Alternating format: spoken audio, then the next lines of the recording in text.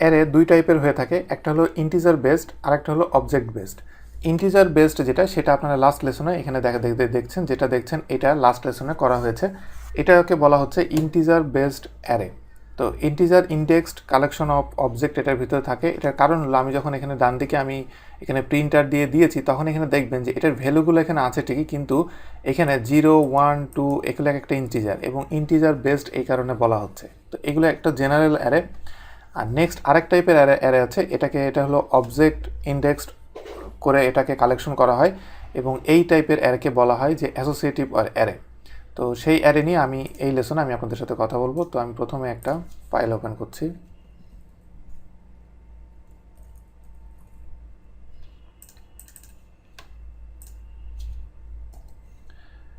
তো এখানে আমাকে প্রথমে যেটা করতে হবে, যে এখানে আরেকটা ব্যাপার আমি আপনাদেরকে প্রথমে বলি, যে আপনি যখন এই অ্যারের কথাটা আমি আপনাদেরকে বলেছি, তখন আমি বলেছি যে একটা বক্স থাকবে, যেই বক্সের 10টা পকেট থাকবে, এবং এই পকেটের একটা নির্দিষ্ট নাম্বার থাকবে 1, 2, 3, 4, যেই নাম্বারগুলো আপনারা এখান থেকে দেখতে পাচ্ছেন, এই নাম্বারগুলো, এবং সেই নাম্বারের এগেনস্টে আমার একটা করে ভ্যালু থাকবে।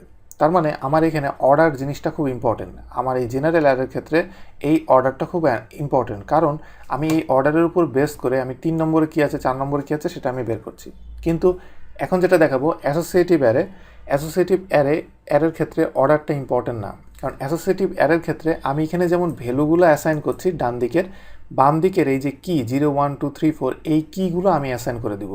দ্যাট মিনস আমি যদি স্ট্রিং বিভিন্ন টাইপের নাম দিয়ে আমি এখানে যখন আমি এগুলোকে অ্যাসাইন করব, তখন আমার এখানে অর্ডারটা ইম্পর্টেন্ট না। আমার ইম্পর্টেন্ট হলো কোন কির এগেনস্টে কী আছে, সেটা ইম্পর্টেন্ট।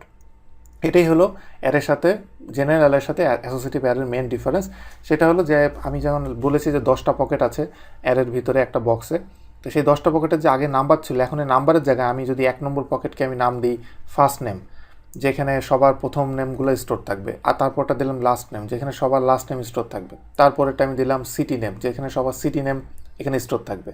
তো এইভাবে আমি কি ভ্যালু যেটা সেটা আমি দিয়ে দিব, এবং সেটার এগেনস্টে যে ভ্যালু হবে সেটা আমি ডান দিকে দিয়ে দিব। এখানে যদি দেখেন যে আমি প্রথমে অ্যাসোসিয়েটিভ অ্যারেটা আমি কিভাবে লিখবো, সেটা অ্যাসোসিয়েটিভ অ্যারের এখানে আমি প্রথমে নর্মাল অ্যারের মতোই আমাকে এটা নিতে হবে, এবং নর্মাল অ্যারের ভিতরে মতো নেওয়ার পরে কিন্তু লেখার স্টাইল অন্যরকম।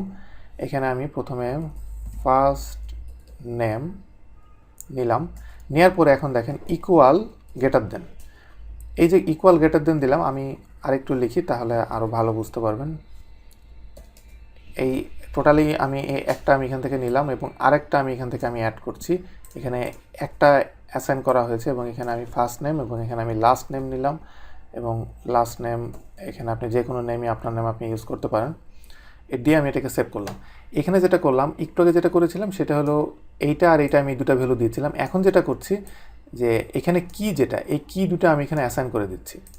তো এতে আমার সুবিধাটা কি হচ্ছে, এখন আমি এটাকে যদি আমি প্রিন্ট আর দিয়েও আমি চেক করতে পারি, অথবা প্রিন্ট আর দিয়ে আমি আপনাদেরকে প্রথমে আগে দেখাই। প্রিন্ট আর $s, এখন আমি প্রিন্ট আর দিয়ে আমি এটাকে সেমিকোলন দিলাম, সেভ দেওয়ার পরে এটাকে আমি যদি অপেরাতে প্রিভিউ দেখি, তাহলে এখানে দেখেন যেটা কীভাবে দেখাচ্ছে। আমি এটাকে প্রি ট্যাগের ভিতরে আমি নিই, তাহলে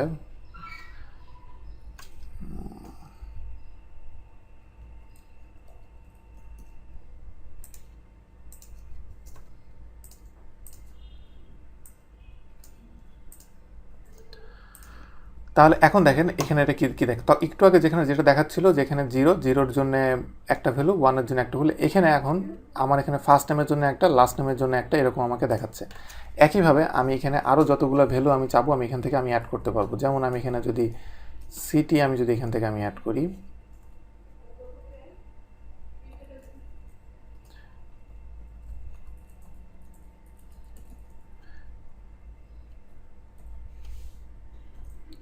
এই সিটিটা আমি অ্যাড করলাম, এবং আমি এখানে রিফ্রেশ দিলে এখান থেকে 3 নম্বরে আরেকটা এখানে অ্যাড হলো।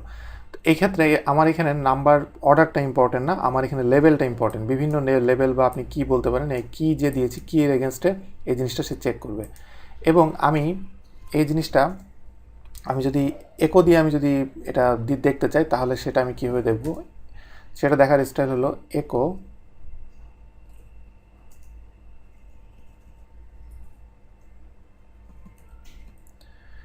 এই জায়গায় আমাকে আগে 0 1 2 এরকম দিয়েছি, সেইখানে আমাকে কি যেটা সেটা আমাকে দিতে হবে।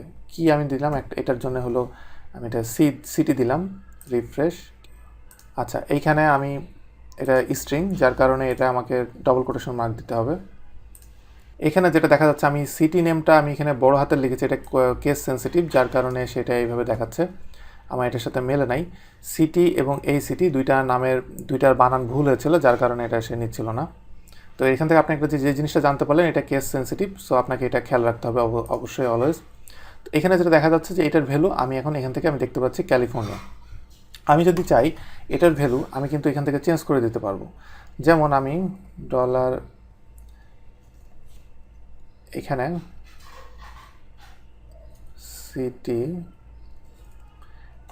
এখন আমি এই যে এটার ভ্যালু আমি যদি এখান থেকে যে কোনো একটা ভ্যালু আমি স্ট্রিং ভ্যালু আমি এখান থেকে দিয়ে এটাকে আমি চেঞ্জ করে দিতে পারি। এখানে আমি যদি